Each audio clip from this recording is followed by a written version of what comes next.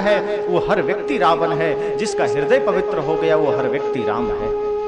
तो आज मंदिर सुरक्षित नहीं है। मंदिरों के पास बैठ करके आप भगवान मंदिर में हैं। कई बार मैं सोचता हूं कि भगवान मंदिर में, हम उन्हें भगवान कहते हैं और हम ऊपर से ताला मार देते हैं।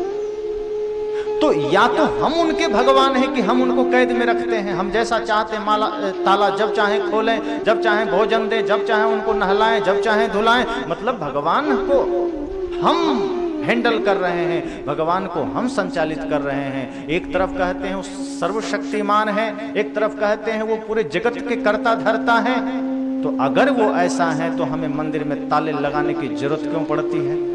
और यदि भगवान सर्वशक्तिमान है तो फिर भगवान को हम मंदिर में ही कैद क्यों कर दिए? उस भगवान को हम निकल करके अपने घर तक आने क्यों नहीं देते हैं? उस भगवान को उस मंदिर से निकलकर हम अपने हृदय में आने क्यों नहीं देते हैं? जिस भगवान को इस हृदय में होना चाहिए उसे हमने किसी पत्थर के दीवारों में कैद कर दिया, और जिस रावण को वहां होना चाहिए उस रावण को हमने यहां बैठा लिया। क्या ये नादानी नासमझी नहीं है? अगर आज कोई आदमी गलत करता है तो इसका इतना ही मतलब है कि उसके हृदय में राम नहीं रावण बैठा है। अगर कोई आदमी आज गलत कर रहा है तो वहां राक्षस बैठा है। अगर वही राम को हम मंदिरों के बजाय हृदय में जगह देते चले जाएं, वही भगवान को हम मंदिरों के बजाय अपने दिलों में बैठा लें, तो कोई आदमी पाप नहीं कर सकता। लेकिन राम के मंदिर के लिए लड़ाइयां बाहर होती है, लेकिन कोई आदमी ये नहीं कहता कि प्रभु मेरे हृदय में विराजो, कि राम मेरे हृदय में विराजो। इस हृदय रूपी मंदिर से बड़ा कोई मंदिर नहीं जहां प्रभु को विराजने को मजा भी आएगा कि चलो मैं इंसान के हृदय में बैठा हूं। लेकिन इंसान की आदत कहता है नहीं, प्रभु तो मंदिर में ही रहेंगे। क्यों रहेंगे? एक बार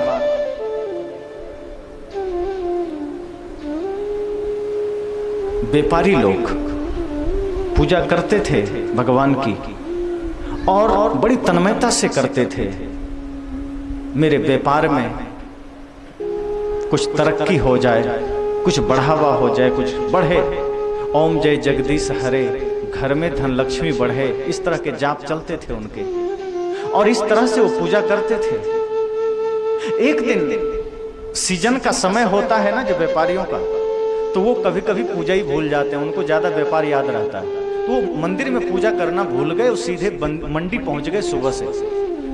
अब कहां भगवान की याद रहेगी जब सीजन चल रहा हो? वो तो जब धन कम आना होता है, शुरू हो जाता है, जब बिजनेस थोड़ा घाटे में होता है तो मंदिर की तरफ आदमी ज्यादा जाता है, तो ज्यादा घंटी हिलाता है। और आप देखना जो बहुत तेज घंटी हिलाता है ना, वो जीवन में ज्यादा पाप किया है। और ज्यादा राम राम जोर से करेगा, समझ जाना वो थोड़ा पाप ज्यादा किया है, पाप ही नहीं किया। अब सीधी सी बात है, दवा वही लेता है जो बीमार हो।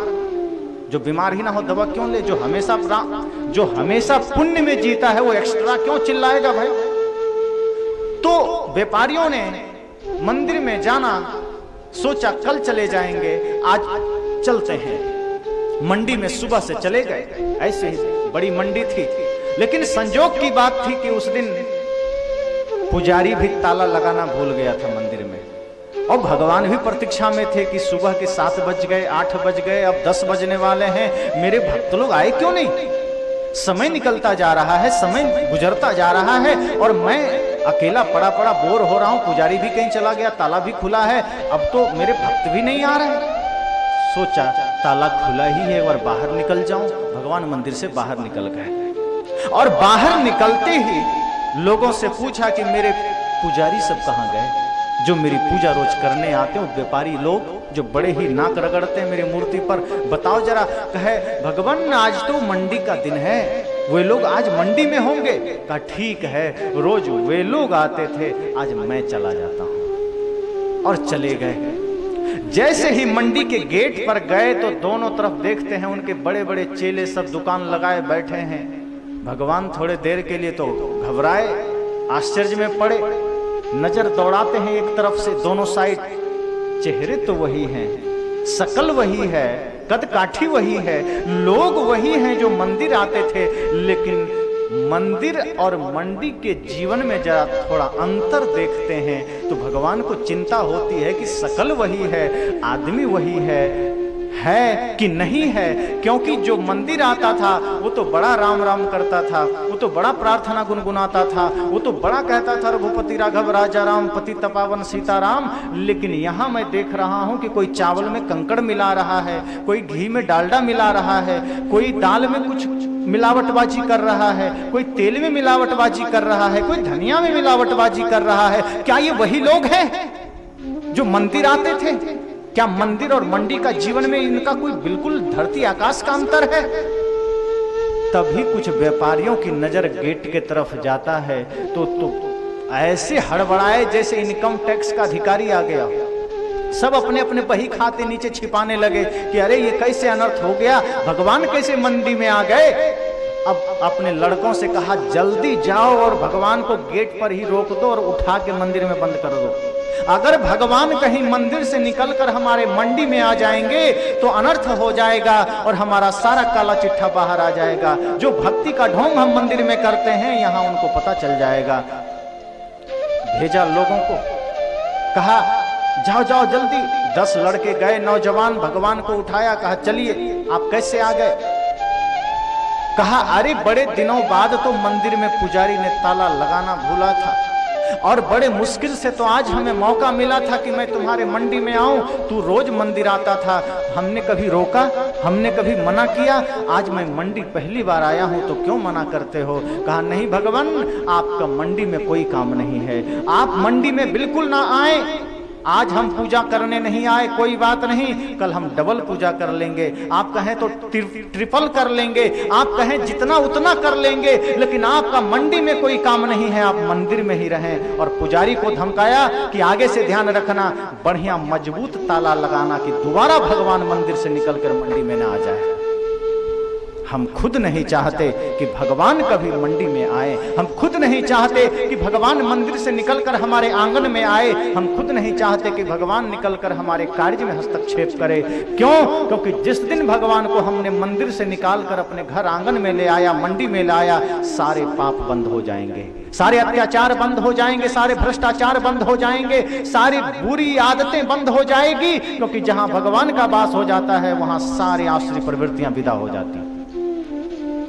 इसलिए सदगुरु कबीर जैसे संतों ने कहा कि हम मंदिर बनाते हैं, वहां भगवान को कैद कर देते हैं। लोगों को लगता है तो बड़ा पुजारी आदमी है, बड़ा भक्त आदमी है, लेकिन हमारी भक्ति क्या होती है वो सब जानते हैं, हमारी साधना क्या होती है सब जानते हैं। कि बस भगवान को हम एक दिखावा, एक दिखौटा बना लेते हैं, उसके आड़ में बहुत कुछ चलता है। आज धर्म की आड़ में कितना कुछ हो रहा है सब जानते हैं, आज भगवान के आड़ में, भक्ति की आड़ में कितना कुछ हो रहा है सब कोई जानते हैं। इसलिए इस जगत को देखने का हम अपना तरीका बदल लें, जहां देखें वहीं परमात्मा का ही दर्शन होगा।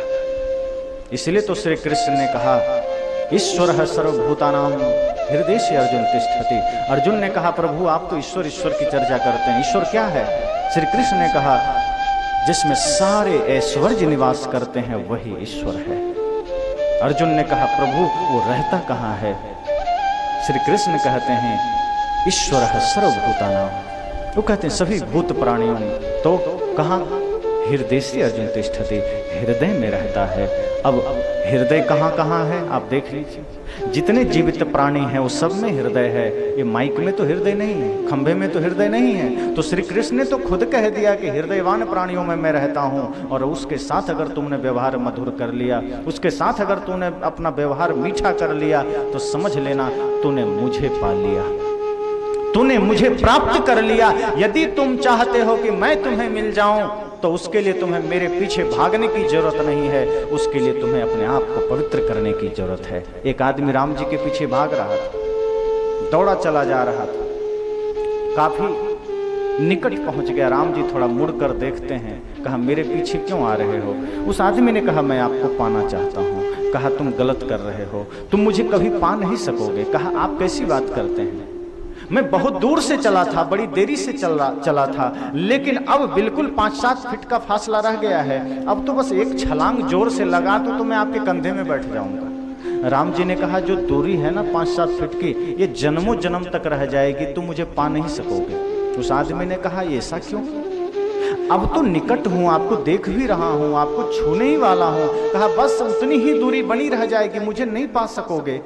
उस आदमी ने कहा तो प्रभु ये तो बताएं कि आपको कौन पा सकता है? कोई तरीका तो होगा, कोई रास्ता तो होगा। राम जी ने बस सीधी सी बात कह दी, निर्मल मन जन सो मोहि पावा, मोहि कपट छल छिद्र न भावा। कहा यदि निर्मल है तेरा मन, पवित्र है तेरा मन, तो दौड़ने की जरूरत न थी, तू जहां था मैं वहीं मिल जाता। अगर पवित्र हो जाए तेरा मन, पवित्र हो जाए तेरा चिंतन, तो तुझे भागने की जरूरत नहीं पड़ेगी, तू जहां से चला था मैं वहां भी था। अगर तुम्हें दृष्टि आ जाए देखने की, तो वहां भी देख सकता था। सदगुरु कबीर ने भी कहा है, यह मन तो शीतल भया जैसे गंगा नीर, और पीछे पीछे हरि फिरे कहत कबीर कबीर। किसी ने कहा, कबीर साहब आप मुझे हरि को पाने का मार्ग बताएं। सदगुरु कबीर ने कहा, व्यर्थ प्रयास क्यों करते हो? कहा तो क्या करूं? कहा बस यह मन तो शीतल भया। अरे मन को शीतल बना लो, गंगा की तरह मन को ही पवित्र बना लो। कहा तो क्या होगा? कहा पीछे पीछे हरि फिरे। कहा वो हरि फिर तेरे पीछे पीछे फिरेगा, और कहत कबीर कबीर, वो तेरा ही नाम भजेगा, फिर तुम्हें उनका नाम भजने की जरूरत नहीं पड़ेगी। नारद जी आ गए नारायण नारायण करते हुए राम के द्वार पर। हनुमान जी खड़े थे। नारद जी ने हनुमान जी से कहा, हनुमान जी प्रभु से मिलना है, मैं उनका सबसे बड़ा भक्त हूँ। हनुमान जी ने कहा, प्रभु जी अभी कुछ बही खाता लिख रहे हैं। नारद जी ने कहा, प्रभु ने कोई बिजनेस शुरू कर दिया है क्या?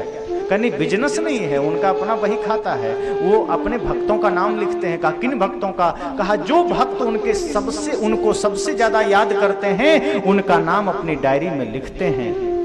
नारद ने कहा, फिर तो एक नंबर में मेरा ही नाम होगा। हनुमान जी ने कहा, बिल्कुल होगा, आप उनके सबसे बड़े भक्त हैं। नारद जी ने कहा, वो तो मैं हूं, तीनों लोकों में मेरे से बड़ा भक्त कोई हो नहीं सकता। नारद जी को तो बड़ी उत्सुकता हो गई कि प्रभु राम की डायरी देखनी है, उनका बही देखना है, खाता देखना है।